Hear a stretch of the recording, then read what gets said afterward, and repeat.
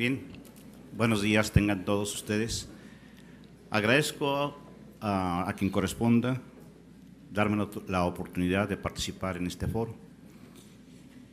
Parto de un concepto básico que es que sin enseñanza no hay desarrollo. Todo lo que se diga en el foro, si no hay educación, no hay desarrollo. Bien, voy a presentarles un concepto sobre lo que es la Agenda 2030, que probablemente muchos de ustedes ya conozcan, pero que de alguna manera voy a hacer referencia a la misma, y señalarles que el 25 de septiembre del 2015, en la ciudad de Nueva York, se realizó la Cumbre de las Naciones Unidas sobre Desarrollo Sostenible, a la que asistieron más de 150 líderes mundiales con el fin de aprobar la Agenda para el Desarrollo Sostenible.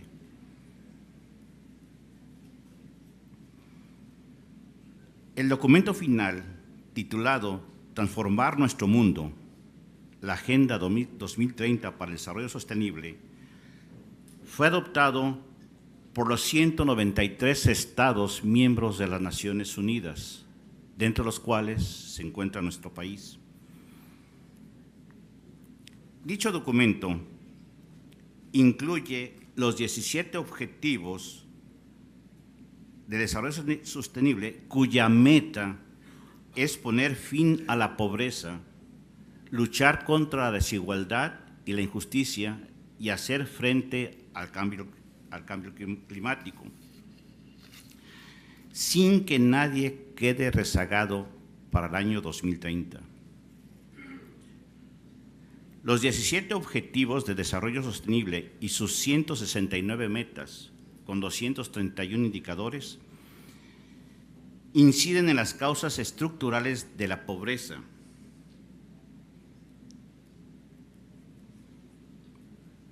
combaten las desigualdades y generan oportunidades para mejorar la calidad de vida de la población en un marco de desarrollo sostenible.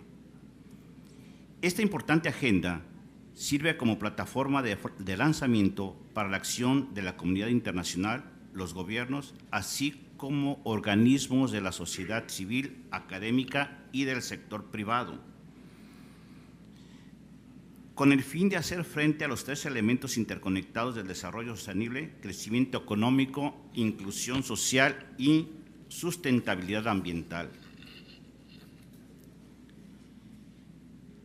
En el ámbito de influencia que como universidad nos corresponde, dentro de del contexto de estos objetivos, tenemos educación de calidad, garantizar una educación inclusiva, equitativa y de calidad, y promover oportunidades de aprendizaje durante toda la vida para todos y todas. Salud y bienestar, a través de garantizar una vida sana y promover el bienestar para todos y todas en todas las edades. La igualdad de género, lograr la igualdad entre los géneros y empoderar todas las mujeres y niñas.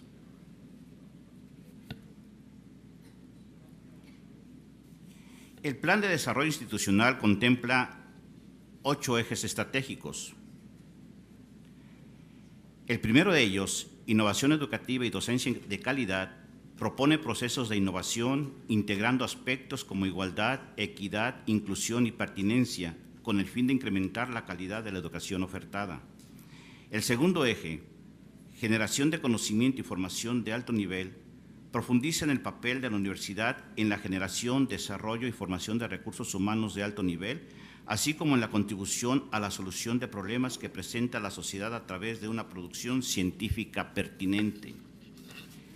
En el tercer eje, posicionamiento internacional, se externan las estrategias a seguir para convertir a la universidad en un ente global reconocido por la comunidad educativa mundial.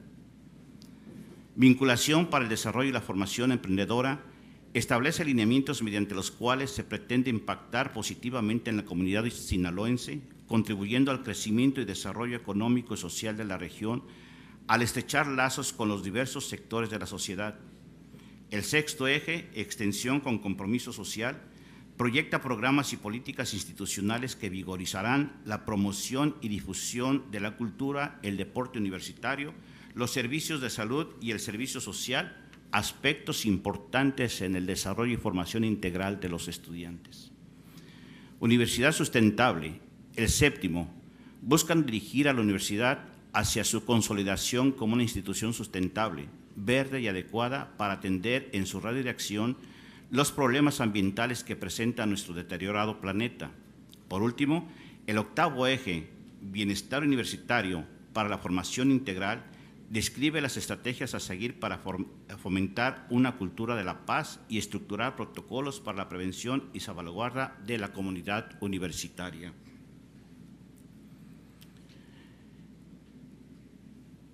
Tenemos que comunidad académica, la Facultad de Medicina contempla en su formación formar profesionales de la salud mediante programas de técnico superior universitario, licenciaturas y posgrados, capaces de actuar con humanismo, sentido social, principios éticos y capacidad científica. Nuestra propuesta es diseñar los planes y programas de estudio del área de la salud orientados a fortalecer los objetivos del desarrollo sostenible, propuesta esta que se refleja en el Plan de Desarrollo Institucional, así como los planes y programas de estudio y unidades de aprendizaje, en donde se correlaciona el impacto de los contenidos académicos con las propuestas emanadas de la Agenda 2030, porque sin educación no hay desarrollo.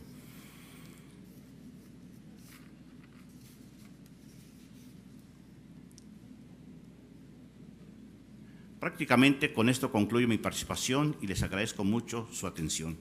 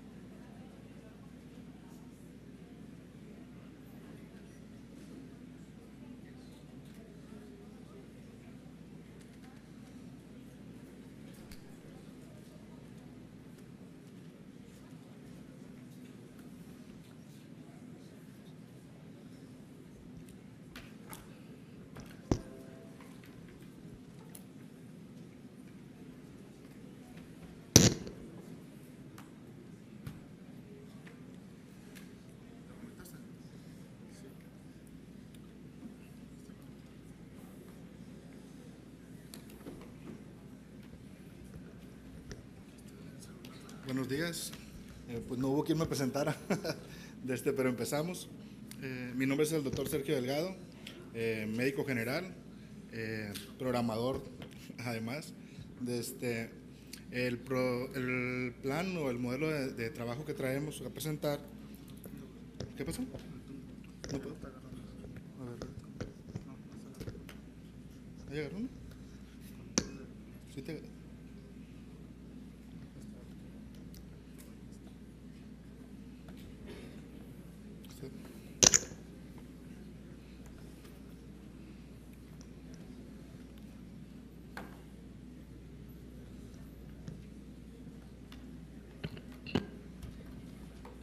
¿Pero por qué no agarró eso?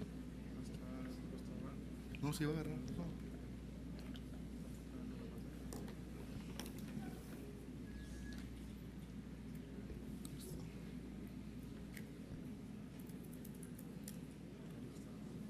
Ahorita lo voy a agarrar.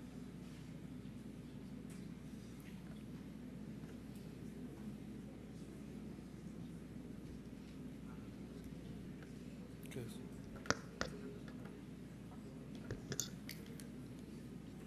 ¿Lo agarra? ¿Me pasa a nosotros?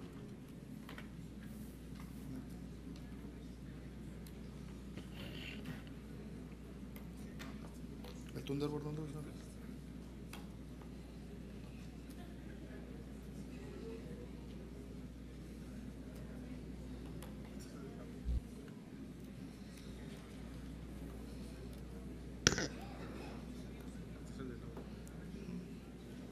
¿No sabía también aquí, no?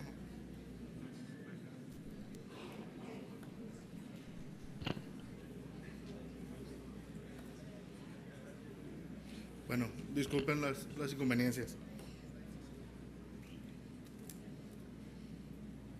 Bueno, el programa y el proyecto que traemos para presentar se llama Modelo de Integración en Salud. Tiene como objetivo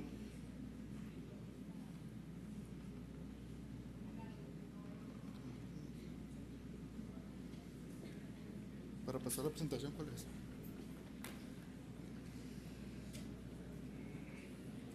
¿Empezamos? No está ahí.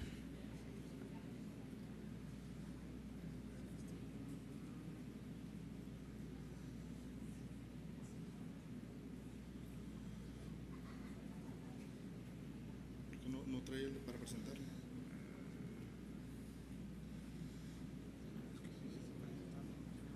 Pero no está trabajando, no está editando.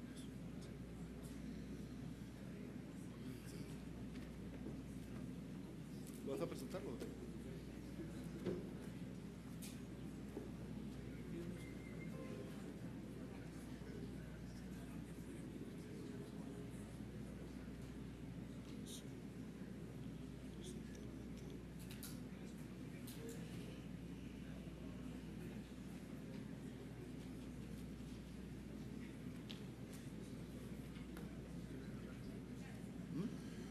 ¿Por qué no agarra precio?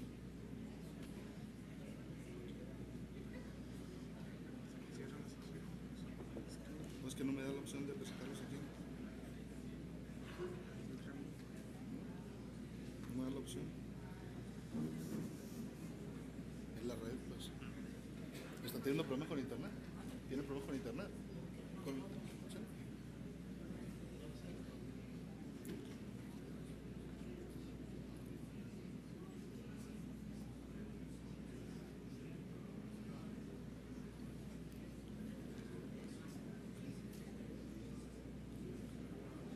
Ok, ya vimos el problema aquí.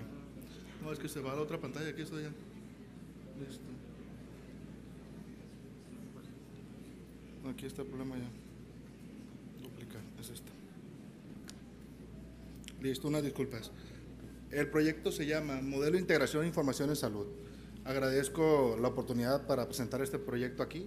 Es un proyecto que personalmente nos ha costado mucho tiempo a mí y a mi familia, en el cual se ha tratado de hacer una evaluación completa de los sistemas de salud, en este caso de nuestro estado, ¿sí? Pero que a final de cuentas competen a todo el país, debido a que no tenemos información absolutamente, información confiable de la mayor parte de las enfermedades o de las enfermedades de mayor interés a nivel nacional. Ahorita les voy a mostrar algunas cuestiones. Uno de los ejes principales de este foro era cómo lograr una base de datos única nacional. Cada estado tiene su catálogo de pacientes, cada estado tiene su propia estadística, cada estado tiene su propia información, ¿sí? Pero lo más penoso es que incluso cada estado y cada institución tiene su propia información separada. Comentaba el doctor sobre la subrogación de servicios en las áreas públicas y privadas, sobre la subutilización de la atención médica privada, y realmente lo que vemos es que esa subutilización la observamos más cuando vemos que creemos que una paciente no llevó un control prenatal y sí lo llevó, pero yo no tengo el dato. Cuando creemos que esa paciente no la vio ningún médico y que no le identificó nada y que nos llega con un embarazo de alto riesgo, complicado, pero el paciente sí se vio, pero esa información nunca nos llegó. Esa información nunca estuvo disponible para llevarlo y darle un seguimiento puntual, ya sea porque la paciente no volvió a ir con ese médico particular y obviamente el médico particular no tiene la infraestructura para poder identificar esos patrones y no tiene la estructura para darle seguimiento a los mismos. Entonces, con eso iniciamos el proyecto. Lo importante o lo más importante entender aquí es, si queremos una base de datos única, necesitamos comprender que la información que registramos tiene que tener una estructura. Actualmente, ¿sí?, tenemos esto clasificando en dos grandes rasgos, tenemos nuestra información así. El 15% de la información es información estructurada, llámese peso, talla, edad, estado civil, diagnósticos, en algunas partes tratamientos, pero el otro 85% de información que tenemos en salud, que es lo más importante, que pudiéramos considerarla el ADN de esa evolución del paciente, lo tenemos en texto libre. Es información que me sirve para una demanda, me sirve para darle seguimiento a si hice un protocolo, pero no me sirve para estadística. Ahí no me va a decir si un paciente tenía problemas de dolor abdominal recurrentes, no me va a decir si un paciente tenía problemas de parestesias distales, no me va a decir si un paciente había notado que había dejado de dormir por las noches. No nos dice el 85% de nuestro paciente. Me refiero yo a macro, me refiero a que esa información nunca le llega al secretario.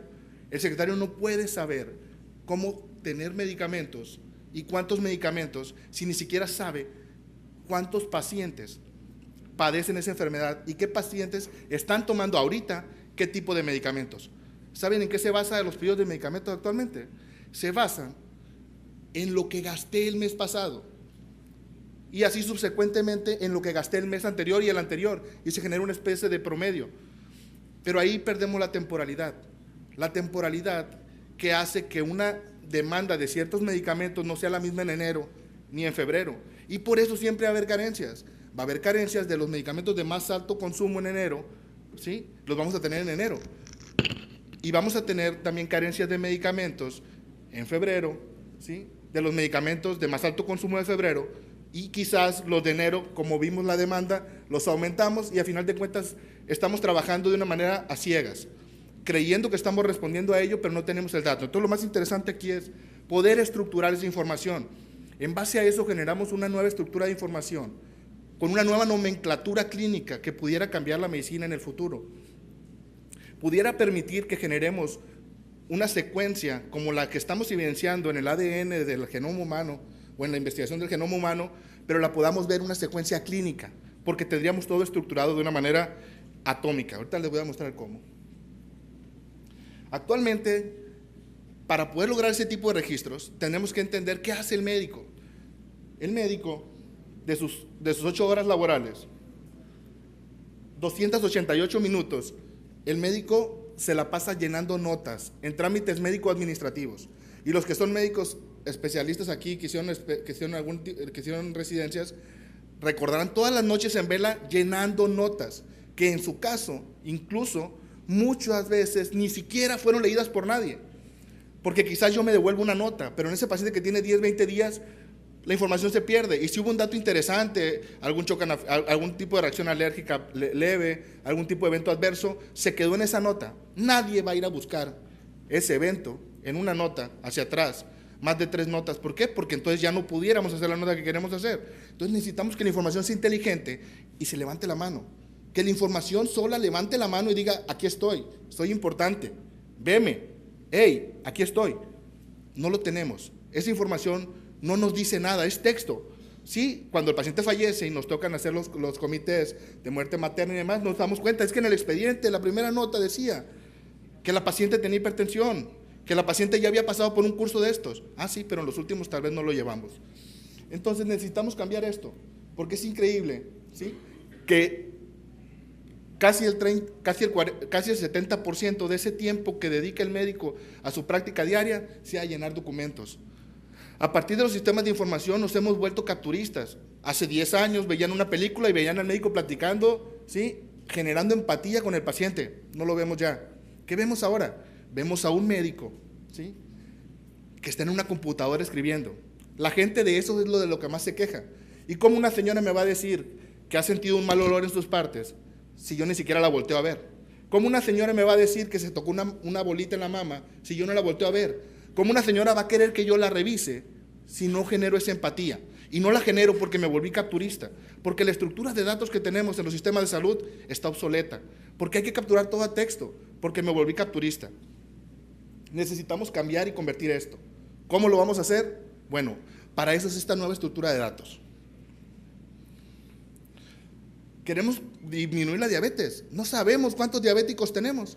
¿Saben ustedes cómo tenemos el control de diabetes? ¿Cómo sabemos nuestra estadística?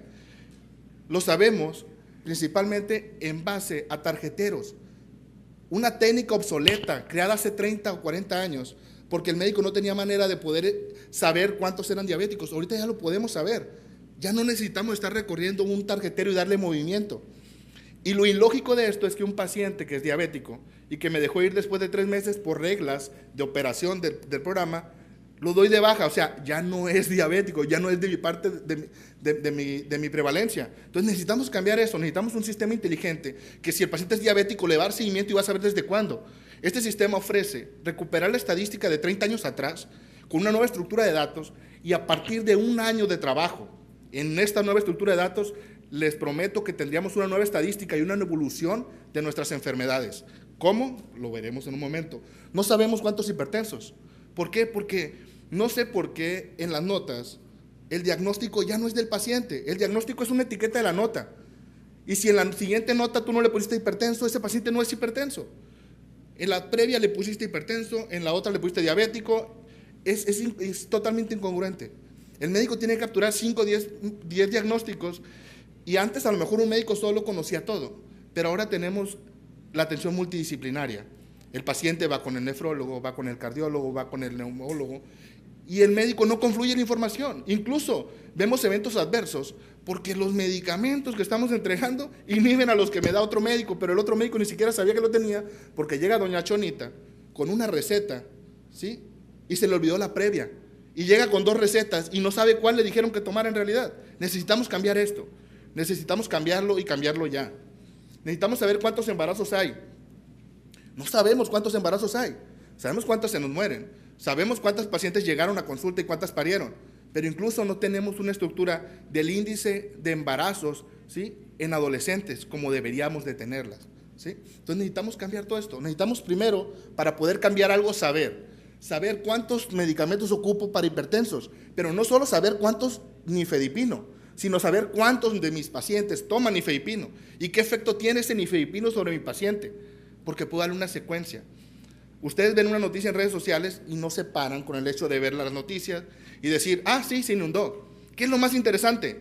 ¿En qué acabó la inundación? Desgraciadamente nos tocó un video en el cual una familia iba por encima de una camioneta y yo creo que todos preguntamos, ¿qué pasó con esa familia?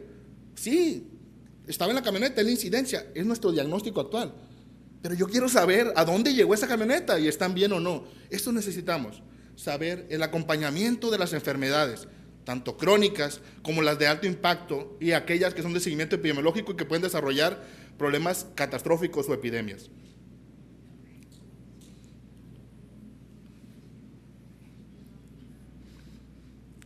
¿Qué tenemos? Duplicidad de expedientes. Hay muchos sistemas, hay muchas unidades donde damos y hacemos expedientes. En todos lados hay expedientes, pero si esa señora se apellida, ayer me decía una de las colaboradoras del equipo, me decía, yo tengo ese problema, doctor. Ella es diseñadora gráfico, me dijo, yo tengo ese problema, doctor. Yo me llamo Belén, pero a veces voy al seguro y me ponen Belén. Imagínense que a Belén tuvo una reacción alérgica grave o moderada, ¿sí?, porque es alérgica al maní, digamos. Y lo pusieron en la nota de Belén, pero después vuelve Belén porque alguien le ofreció un chocolate y no sabía que estaba hecho con maní, y va a consulta y no saben qué hacerle, ¿sí? O no tenían el antecedente de que ya había tenido un cuadro previo porque ahora es Belén. ¿Sí me explico? Entonces eso necesitamos cambiarlo. Las duplicidades de expediente que hacen, que si ese paciente es diabético, son 2 diabéticos. Pero en realidad nosotros hicimos un análisis del Hospital Civil de Culiacán y encontramos que teníamos el 10% de expedientes eran duplicados. No porque el 10% de la gente tuviera dobles expedientes, pero los que tenían varios expedientes tenían muchos, ¿sí? ¿Por qué? Porque Espinosa resulta que es con Z, que no, que resulta que Salomón es con Z también. Entonces la gente tiene esos errores. No usamos un clasificador único, eso tiene que cambiar.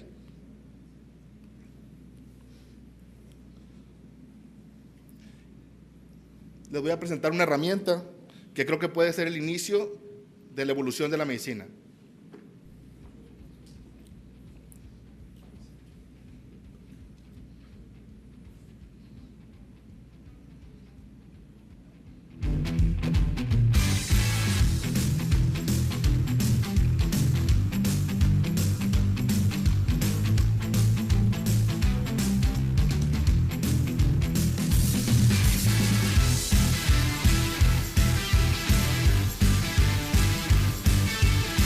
Registro con QR. El paciente inmediatamente se registraría con su QR del CUR, sin errores de registro. Automático, pasando de 15 minutos a 30 segundos máximo. notas y gestor de notas automáticas, genera las notas en el 5% de lo que tardarías normalmente, de acuerdo a la semiología clínica médica. Esto es lo que nos daría nuestro ADN clínico, que pudiera ser más eficaz incluso que el genoma humano, porque es la representación real del genoma incluso. Un avatar 3D con una representación gráfica de cada tipo de lesión, que puedas identificar en la parte del cuerpo qué tipo de afecciones tenemos. Eso necesitamos. Necesitamos compatibilidad en todos lados, que sea compatible con Android, con iOS, web, ¿sí? Lo pueda tener una tablet, que cualquiera pueda usarlo.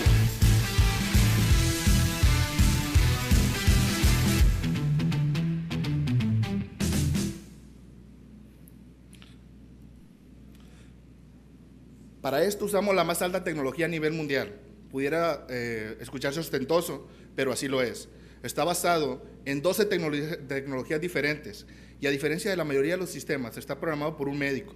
Tuve que aprender a programar 12 tecnologías, ¿sí? Alrededor de 4 a 5 lenguajes diferentes para poder lograr la integración, porque cada lenguaje ofrece una característica diferente. Aquí los integramos. Esto no existe en Latinoamérica y me atrevo a decir que en el mundo. Portabilidad. Necesitamos que el paciente pueda traer ese expediente en su bolsillo, el control de su expediente en su bolsillo.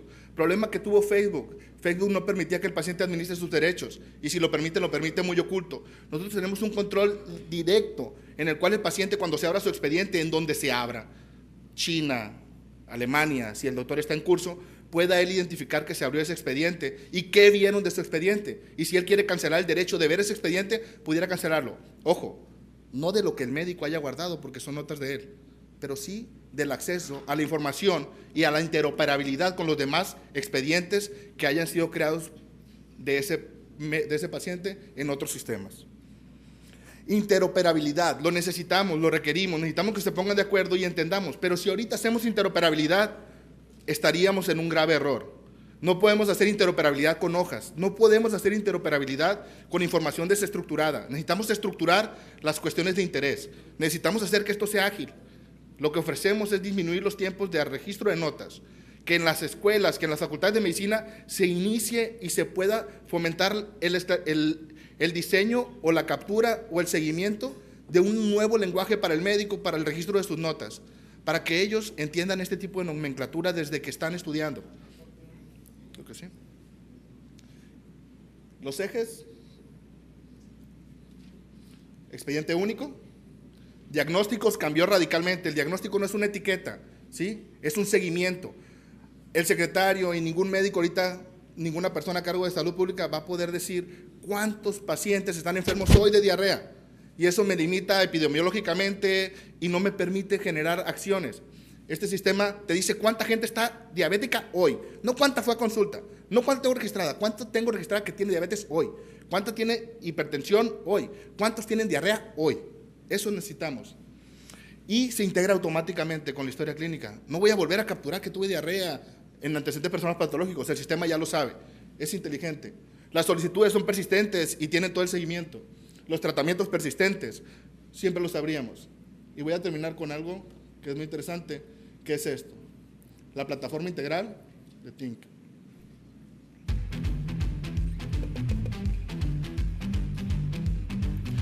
No se asusten porque sean puros dispositivos de Apple, me encantan, pero no son requeridos, ¿no? No ocupa instalación. En el momento que ustedes quieran pueden iniciar en la aplicación y empezar a consultar a sus pacientes. Tendrían disponibles las guías de práctica clínica y lo que las autoridades pongan a disposición de información médica actualizada. Registro de pacientes con QR inmediato. No tengo que esperar nada, no me voy a equivocar. Registros de estudios, seguimientos de los mismos, captura o grabación de los mismos. Un timeline de la salud, esto lo van a amar. Aquí van a ver la evolución de manera gráfica de las enfermedades del paciente, con acceso a multimedia, estudios de laboratorio, estudios de imagen, directos en todo momento y sabiendo cuándo empezó ese evento, cuándo terminó y con qué otra cosa confluyó en esa línea de tiempo. Lo necesitamos saber de una manera, en un vistazo, cómo está el paciente, de qué se ha enfermado, qué ha sido grave, lo necesitamos. Y puedo escrutinear y si a lo mejor yo tengo un foco y digo, nomás quiero ver 2 meses, puedo enfocar esa línea de vida a los 2 meses que me interesan de ese paciente. Un avatar 3D en el cual pueden integrar toda la información directamente en el punto de localización. 925 partes del cuerpo humano registradas y localizadas en un ámbito 3D. Eso va a permitir que las enfermedades tengan áreas y tengan lugares. Muchas gracias.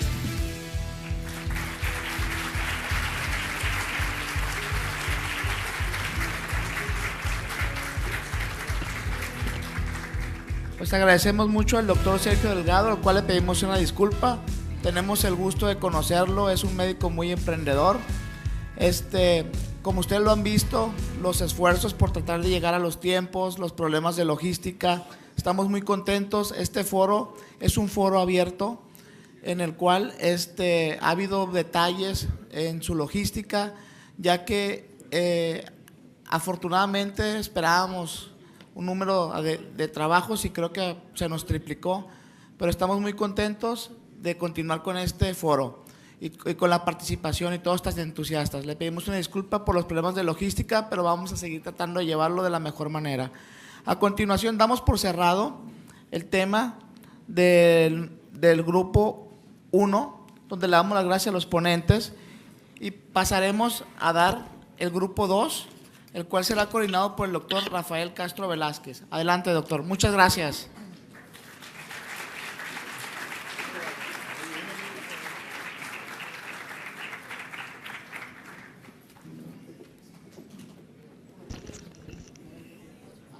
Todos los ponentes del grupo 2, favor de subir a la mesa.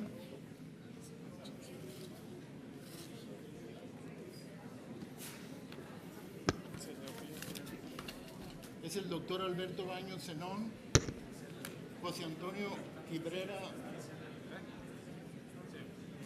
doctor Giordano Pérez Gagiola, doctora María Guadalupe Ramírez Cepeda y el doctor José Fuentes Sánchez, José Luis. El doctor David Rubio Payán,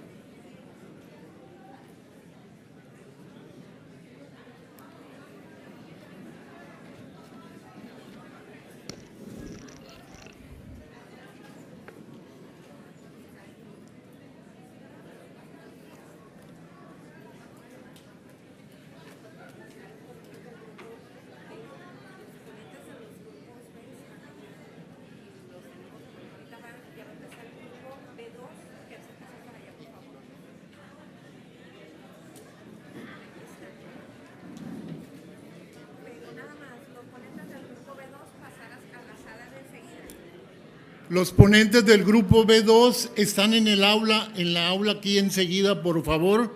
Ahí pueden estar todos los ponentes del grupo B2. Queremos pedirles disculpas, ha habido atraso en el tiempo, pero vamos a tratar de cumplir los 10 minutos con este nuevo grupo para avanzar, y le vamos a pedir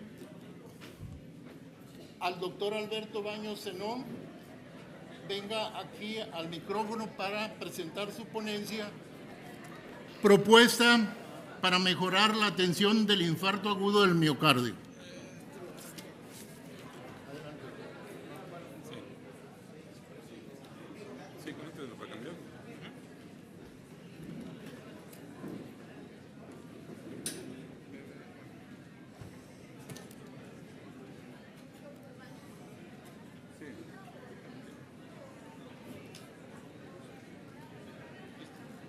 Cambio con este delante para acá. Sí. Muy buenos días. Le vamos a pedir que traten de estar un poquito ordenados para escuchar las propuestas de mis compañeros. Les quiero hablar de un tema que es muy muy prevalente en el mundo, ¿verdad? Que son las enfermedades de corazón. Como ustedes saben, desde el siglo pasado ha ido cambiando la epidemiología de las enfermedades, desde los 80s, en que había muertes por infecciones. Posteriormente surgieron las enfermedades crónico-degenerativas y finalmente en la actualidad pues la primera causa de muerte son las enfermedades cardiovasculares. Vean ustedes en esta gráfica cómo del año 2011 al año 2013 van a ir cambiando el número de muertes. Para el año 2011 nosotros teníamos 25 muertes por infarto cada hora. Al año siguiente, eso se incrementó a 26 muertes.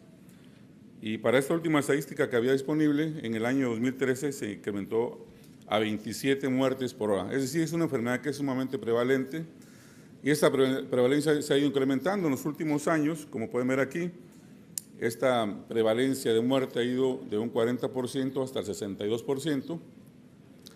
Y a nivel del país, de México, pues sigue siendo una muerte muy, muy alta. Prácticamente tenemos cerca del 30% de todas las muertes en general. En Sinaloa, pues no es la diferencia, tenemos una tasa de muerte por enfermedades cardiovasculares muy elevada y por infarto prácticamente 2.250 pacientes cada año, lo que lo sitúa como la primera causa de muerte registrada en nuestro estado, por arriba de los cánceres, por arriba de las enfermedades infecciosas y por arriba de las enfermedades violentas. Y muchas de estas muertes pudieran haber sido evitadas, que eso es lo fundamental y el tema de la plática. Como ustedes saben, el infarto es una enfermedad que se presenta cada vez con mayor prevalencia y la causa principal es la aterosclerosis, es el acúmulo de lípidos en las arterias, las cuales posterior a un evento puede desencadenarse una erosión de la placa con fractura de la misma y finalmente producir un fenómeno de aterotrombosis que nos lleve a un infarto. Y un número importante de pacientes que sufren infarto finalmente presentan una arritmia letal que se conoce con el nombre de fibrilación ventricular, la cual los lleva a la muerte.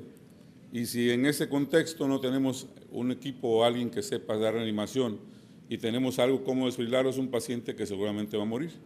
De tal forma que en la actualidad prácticamente el 30% de los pacientes que sufren un infarto pueden llegar a morir antes de llegar a una atención médica. Para esto se requiere pues, otra parte de una iniciativa que también está trabajando, en la cual queremos que haya siempre un equipo de desfibrilador portátil que nos permita atender a un paciente que tenga un episodio de muerte súbita, y esto debe ser en sitios en que se congregue una cantidad superior a 500 habitantes. Aquí en nuestra ciudad, aquí en Culiacán, únicamente en el aeropuerto encontramos un desfibrilador. Desafortunadamente en otros sitios públicos no tenemos a la mano. Sin embargo, esta mortalidad por infarto ha ido variando desde un porcentaje muy alto, que era cerca del 40% hace algunos años, conforme ha ido mejorando la atención para el mismo, incluyendo la aparición de las unidades coronarias, posteriormente la terapia trombolítica, la cual ayudó en un gran porcentaje a reducir la muerte por infarto, hasta finalmente la aparición de la angioplastia primaria, la cual en el mejor contexto de los casos puede llevar a una reducción de la muerte del 3%. Y de aquí el tema principal es lo que se conoce con el nombre de reperfusión, es decir, abrir el vaso culpable de la arteria del infarto, lo que nos va a reducir el porcentaje de muertes, y abrirlo cuanto sea más rápido posible es mucho mejor. En ese tenor tenemos dos estrategias: la estrategia farmacológica, que es la que pudiéramos tener más accesible en todos los hospitales, con el mejor trombolítico que existe en la actualidad, que es el tenecteplase, y lo que se ha confirmado desde el año 2003 por el doctor Aquile en un estudio de metaanálisis en que se presenta que la angioplastia primaria es en la actualidad el mejor tratamiento para el paciente con infarto agudo del miocardio. Vean ustedes, esta puede ser la diferencia. Con el tratamiento trombolítico tenemos una tasa de éxito de alrededor del 75% para poder abrir el vaso, y en la angioplastia primaria es una tasa del 99%. Y este es un caso de un paciente con una oclusión de la arteria coronaria derecha en la parte media, en la cual se puede apreciar que posterior al tratamiento con la angioplastía, colocando aquí una guía de angioplastía, pasando un balón y al final implantando un stent, logramos abrir el vaso, y seguramente este paciente va a tener una tasa de reperfusión apropiada, con un flujo TIMI 3 en más del 90% de los casos, y eso establece un pronóstico de vida para el mismo. Ya hace algunos años se han ido publicando las recomendaciones de las guías, tanto americanas como europeas, para el mejor tratamiento del infarto agudo del miocardio. Aquí tenemos los escenarios más frecuentes. Vean ustedes cómo, si el paciente sufre de dolor y sabe que esto puede ser un infarto, él debe llamar a un centro en este caso diría el CRUM, aquí en Sinaloa, de emergencias, para que acuda rápidamente una ambulancia, se establezca el tratamiento dependiendo del lugar donde llegue, en menos de 10 minutos una trombolysis, y idealmente debiera llevarse a un tratamiento de reperfusión con angioplastia primaria.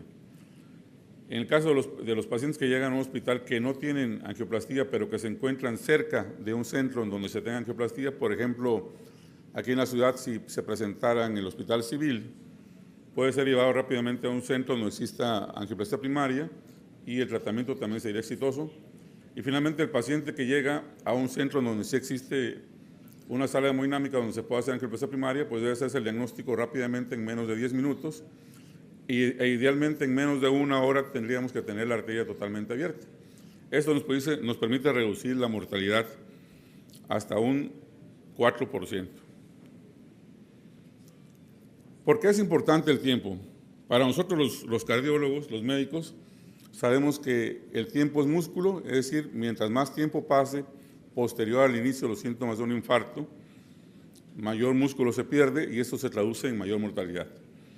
Nosotros tenemos idealmente un tiempo de 2 horas, que es el que se considera como el idóneo, para tratar de reperfundir la arteria de un paciente con infarto, y este tiempo óptimo pues, se va a reducir en una menor tasa de mortalidad. Aquí en México tenemos un registro que se ha llevado en 2 épocas diferentes, que se llama RENACICA. En este registro, que es un registro de síndromes coronarios agudos, se ha visto que no ha cambiado mucho del año 2005 al año 2017, que fue cuando la última vez que se presentó este registro. Vean ustedes cómo la tasa de angioplastia primaria es únicamente del 15%, la trombolisis es cercana al 40%, pero lo más alarmante es que hay casi un 50% de pacientes que se quedan sin reperfusión. Son pacientes que van a tener muerte de un tejido del músculo cardíaco, que dependiendo de la extensión del infarto pueden dejarlos con una discapacidad total, de tal forma que se acorte su expectativa de vida y su calidad de vida por consiguiente.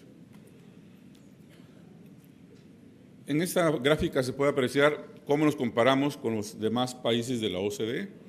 Tristemente, México fue el que tuvo la peor tasa de mortalidad por infarto a un mes, teniendo prácticamente un promedio en los demás países del 7.9%, la más baja que ha sido en los países nórdicos aquí de un 3%, y en México tenemos el 27.2%.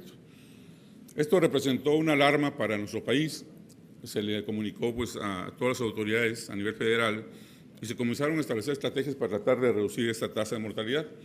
Sin embargo, para esta última reunión que hubo en el año 2017, México no ha logrado cambiar mucho su tasa de mortalidad, de tal forma que en la actualidad está en 28.1. No solamente no la redujimos, sino se incrementó en un punto por ciento con relación a la revisión previa. Si bien es cierto que cuando estamos en un hospital o un grupo de hospitales en donde se pueda realizar angioplastia primaria, cuando lo hacemos bien. Vean ustedes cómo en este registro de la Sociedad de Cardiología Intensivista de México podemos ver que cuando logramos hacer la reperfusión, logramos hacerlo casi en el 80% de los casos en menos de 90 minutos, que es un estándar de calidad bastante bueno. El tiempo puerta-balón es fundamental para ese tipo de pacientes, y lográndolo hacer en este tiempo se baja la mortalidad a un 4.2%. Estamos hablando de una subpoblación de pacientes que lograron o tuvieron la fortuna de llegar a un centro donde hubiera angioplastia primaria. De tal forma que otros puntos importantes en el tratamiento del infarto es el saber identificarlo y tener un medio de comunicación, un medio de transporte que pueda no solamente establecer el transporte del paciente hacia un hospital con la capacidad de hacer angioplastia primaria, sino que solamente también sea una forma de establecer el diagnóstico. Y vean ustedes cómo en esta estadística es muy importante el transporte para poder lograr una menor tasa de complicaciones y de muerte. Sin duda que los puntos fuertes, que son la muerte y los MACE, se reducen en forma significativa cuando tenemos una adecuada atención prehospitalaria. Y en esta tasa de sobrevida se ve que se reduce en forma significativa comparado como cuando llega el paciente directo a un departamento de urgencias. ¿Qué sucede cuando llega un paciente a un departamento de urgencias donde no existe el proceso para la atención apropiada para el infarto? pues sucede que se reduce la tensión a veces entre un 20 hasta un 45%, y si hablamos de que el tiempo en músculo, pues obviamente va a aumentar la tasa de mortalidad.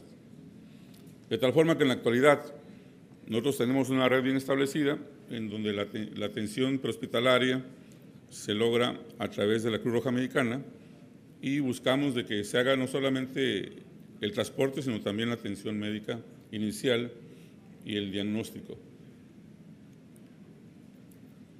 Y para ello es muy importante lo que se ha establecido a nivel nacional, que es el tener un número único, que es el 911, pero se requiere de que ese número 911 pues, esté ligado con las personas que puedan manejar en forma efectiva una urgencia médica. En la actualidad, pues esto se recibe la llamada, la atiende el C4, donde puede estar una persona que sea policía, que puede tener alguna noción sobre las enfermedades, pero no tener la certeza de cómo manejarlas, a quién dirigirlas y la prontitud con que se atiendan. De esta forma, lo que buscamos es tratar de establecer e integrar esto. Se han tenido reuniones ya con las autoridades, con el secretario de Salud, y lo que se busca es que este CRUM sea efectivo y que cuando se reciba la llamada al número 911 lo responda un paramédico o una persona o un médico que esté entrenado en una emergencia, sepa reconocerla y sepa derivarla de la mejor manera. Y todo eso porque el tiempo de isquemia es lo fundamental para la atención de infarto, es un indicador de calidad. Nosotros podemos inferir en el paciente desde que llega a un sitio de primer contacto, lograr que se trombolice en forma apropiada o bien que se haga angioplastia primaria. Sin embargo, todo lo que representa el tiempo de isquemia total son varios componentes, ¿verdad? Desde el inicio de los síntomas que sepa el paciente que tiene un problema, la llamada a los servicios médicos y la llegada de servicios médicos. Entonces, se requiere una estrategia que sea integral, que sea coordinada y que sea multidisciplinaria, en donde todos y cada uno de los participantes estén perfectamente bien enterados de la emergencia que representa la atención de un infarto. Sin duda que la angioplastia primaria vino a representar un cambio significativo en el tratamiento del infarto, y fue en su inicio una técnica innovadora, posteriormente pues fue un estándar de calidad, y ahora, ¿verdad?, en el sistema actual se requiere no solamente de tener la capacidad de hacer una angioplastia primaria, sino tener un enfoque basado en la comunidad, en educar a la población, fase en la cual nosotros estamos trabajando para que se haga y queremos que las autoridades nos ayuden a hacerlo, integración de equipos de emergencia que acudan oportunamente, paramédicos capacitados que tengan y ambulancias que tengan la capacidad de tomar un electro y poder hacer el diagnóstico inicial. Aquí en la actualidad tenemos nosotros en Roja 4 unidades, una unidad que tiene telemedicina, que está en la misma Cruz Roja, y otra más que está montada en una ambulancia. Y la meta debe ser por la reducción del tiempo total de isquemia. Y es muy importante para este punto la colaboración multidisciplinaria. De tal forma que tenemos en nosotros actualmente pues todos los elementos, pero están desintegrados, no están apropiadamente ordenados para poder reducir totalmente el tiempo de isquemia. Desde el año 2015 nació una iniciativa aquí en México que se llama Código de Infarto, de la cual formamos parte en el Hospital General de Culiacán. Y esta iniciativa, posteriormente se unieron otros hospitales como el ISSSTE con el Asiste Infarto, el Seguro Social, y finalmente aquí en nuestro estado nosotros hemos establecido una red de atención para el infarto, la que está constituida por un grupo de hospitales, en la actualidad son 8, que son hospitales que se le llama SPOC, hospitales que no tienen la capacidad de hacer angioplastia, pero que sí tienen la capacidad de hacer diagnóstico, de empezar con tratamiento inicial, y estos hospitales llevan al paciente a un sitio que es el Hospital General, que tiene la capacidad de hacer angioplastia, que se le conoce con el nombre de HUP, y todos ellos tienen la finalidad de que ese paciente está a una distancia que supera las 2 horas de transporte, tienen la facilidad de hacer angioplastia con tenecteplase para llevarlo a una estrategia que se llama fármaco invasiva, la cual ha demostrado ser tan efectiva con la angioplastia primaria cuando se atiende al paciente en forma oportuna. Y este proceso de atención en nuestra red funciona así: el paciente llega al servicio de emergencias médicas, que le toma un electro.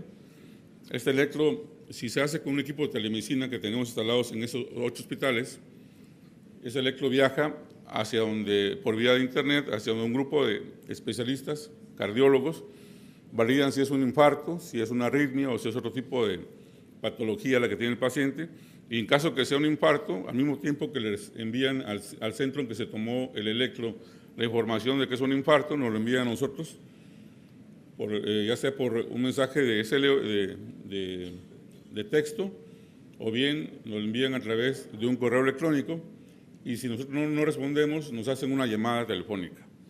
De esta forma, en los últimos 6 meses hemos aumentado en forma significativa la atención de los pacientes con infarto. Incluso hemos llegado a tener 4 infartos en nuestra red durante el mismo día. Pacientes que antes no recibían reperfusión y que ni siquiera eran diagnosticados, pues se han beneficiado con la reperfusión oportuna. Aquí tienen ustedes una imagen de cómo se ve la imagen por telemedicina de este proceso de esta red que se le conoce como LATIN. Y decía yo que había llamadas recientes, hasta 4 en un solo día. Y este es un ejemplo de un paciente que llegó con un infarto anterior,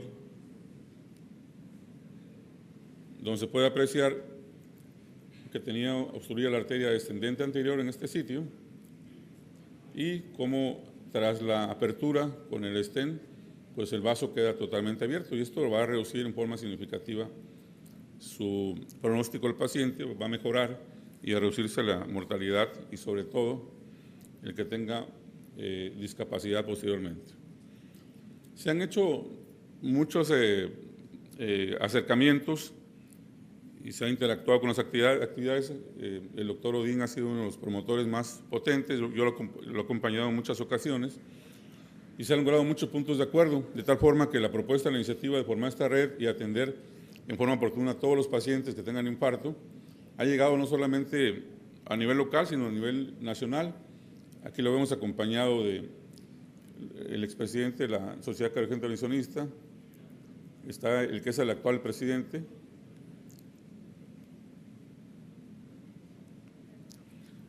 Este punto de acuerdo que han logrado en otros estados, por ejemplo, se llama portabilidad. La portabilidad es la capacidad que tiene de compartir recursos, no solamente con las instituciones de salud pública, sino también con las privadas. Fíjense ustedes cómo este es un acuerdo que tienen en Querétaro, en donde el paciente llega al Seguro Social y es trasladado a través de una ambulancia que tiene la misma institución privada hacia un hospital en donde se tiene la capacidad de hacer angioplastia primaria, y el tiempo en que lo hacen es muy bueno. Logran hacerlo lo que se llama el paso de puerta o el punto de emergencia hacia el paso de la guía en menos de 91 minutos. Se han atendido hasta la fecha, en septiembre, 32 casos, y lo más importante es que uno pensaría que si se le está pagando a un particular para hacer una angioplastía tuviera costos mucho más altos que los que tienen el seguro. Sorprendentemente, los costos que se logran a través de este tipo de acuerdos son casi la mitad de lo que le cuesta al Seguro Social en sus instalaciones. Y eso es por diversos motivos. Sabemos que hay costos muy elevados con los que las instituciones de salud compran a los proveedores ya establecidos. Sin embargo, cuando se optimizan los recursos, podemos ver que se puede reducir en forma significativa. Hay otras instancias, como el Seguro Popular, que cubre al paciente que tiene menos de 65 años de edad. Fíjense ustedes cómo este modelo de Chiapas, donde existe también una red que se llama LATIN, está funcionando también con una sala privada, porque no se tenía ninguna sala pública en aquel momento en que se inició con el programa. Ellos también logran atender al paciente con el derechohabiencia al Seguro Popular y lo hacen de la misma forma, ¿verdad? Llevan ellos una ambulancia en cuando se establece el diagnóstico. Para ello quiero comentarles que el paciente llega al sitio donde se toma el electro y la respuesta de que si es un infarto o no se realiza en menos de 5 minutos y la ambulancia está en el sitio, ¿verdad? De manera tal de que el paciente se traslada de inmediato para hacer la angioplastia primaria y después, si el paciente se termina la angioplastia, regresa a la institución de donde vino, todo esto para cortar los costos de toda la atención del paciente. Entonces, la atención del paciente con infarto pues requiere de mucha estrategia, de un sistema prehospitalario que esté perfectamente bien establecido, que en el hospital cuando llegue un paciente fuera no pase a urgencias porque ya sabemos que se retrasa la atención, sino que pase directo a la intervención coronaria. Y posterior a ello, pues también es muy importante la prevención secundaria y todo esto nos va a ayudar, si tenemos una red apropiada para captar información, a poner análisis de costo-beneficio y de esta forma establecer políticas sanitarias. Y ese sistema fragmentado en el proceso desorganizado, pues debemos de ordenarlo, debemos de cooperar, de ser receptivos para poder establecer la mejor mecánica para poder atender al paciente con infarto. el modelo que tenemos nosotros de atención con las redes de emergencia ha funcionado en forma muy importante, de tal forma que hemos logrado reducir la mortalidad de un 27% que era nacional, nosotros una mortalidad del 7%. Quiere decir que si logramos establecer que todas las unidades con las que tenemos puedan hacerse, sería lo ideal. Ese sería el modelo que proponemos, que sea de participación interinstitucional, que el paciente que tenga un infarto llame al CRUM, en el CRUM la atienda una persona que esté capacitada para detectar que es una emergencia médica, para que rápidamente sea trasladado a un hospital a través de una ambulancia que tenga la capacidad de dar un tratamiento de emergencia en caso que el paciente se ponga grave, ¿verdad? Y bien, este paciente se ha llevado a la institución que corresponda. Si tiene seguro social, ahora tenemos ya una sala de hemodinámica en este seguro social aquí en Sinaloa. Si tiene ISSSTE, también el ISSSTE tiene una sala de hemodinámica. Si tiene derechohabiencia a un hospital privado, pues puede ser llevado prontamente a un hospital privado, que en este caso sería el Hospital Ángeles y las clínicas EMSI. Y si es un paciente que no tiene ningún tipo de derechohabiencia, puede ser llevado rápidamente al Hospital General de Culiacán, donde ya tenemos bien establecido la forma de recibirlo. Sabemos que va a salvar la emergencia médicas y pasaría directo a la sala de hemodinámica. Ese es el modelo que debe de funcionar y el que debe prevalecer para la atención de nuestros pacientes con infarto agudo del miocardio. De esta forma vamos a lograr una reducción importante del tiempo total de isquemia. Vean ustedes, de llevarlo de este 28%, que fue la última informe de los países de la OCDE que tiene México, ¿por qué no llevarlo por lo menos a la meta promedio que tienen todos los demás países, que es del 7.9%? E idealmente, ¿verdad?, pudiéramos llegar a tener una meta del 3% cuando se atiende en forma oportuna y el paciente puede llegar en forma directa al hospital y de esta forma conseguir lo que se necesita. ¿Y qué se requiere para conseguirlo en México? Tenemos prácticamente todo, tenemos los sistemas para detectarlo, tenemos los procesos para atenderlo, tenemos salas de hemodinámica, tenemos un sistema altamente efectivo de transporte a través de la Cruz Roja Mexicana, tenemos forma de medirlo, ¿verdad? Y la visión y voluntad y la gestión y coordinación que se necesitan, de tal manera que no vemos por qué no puede ser atendido un paciente. Y para finalizar, vamos a concluir y a remarcar los puntos más importantes. 1 de cada 5 mexicanos muere por una causa del corazón. El infarto agudo causa más muertes que todos los tipos de cáncer juntos. En la mujer, por cada mujer que se muere por un cáncer de mama, se mueren 8 mujeres por infarto agudo del miocardio, para que vean la prevalencia que tiene esta enfermedad. Uno pensaría que la principal causa de muerte en la mujer es el cáncer, y no lo es, ¿verdad? Es 8 veces más prevalente la cardiopatía isquémica. En este último reporte del OCDE, pues tenemos una tasa de muerte muy alta, que es de 28.1, la más alta de todos los países. Sabemos que la reperfusión coronaria, por el método que sea, inicialmente en las primeras 2 horas, reduce notablemente la mortalidad. La terapia de reperfusión se puede realizar farmacológica o por angioplastía, que es lo ideal, con niveles de reducción hasta de un 5%.